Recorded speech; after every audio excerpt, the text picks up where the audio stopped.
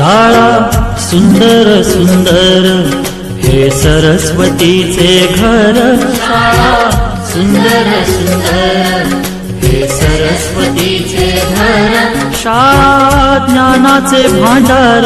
शाळा सुंदर सुंदर शाळा ज्ञानाचे भांडार।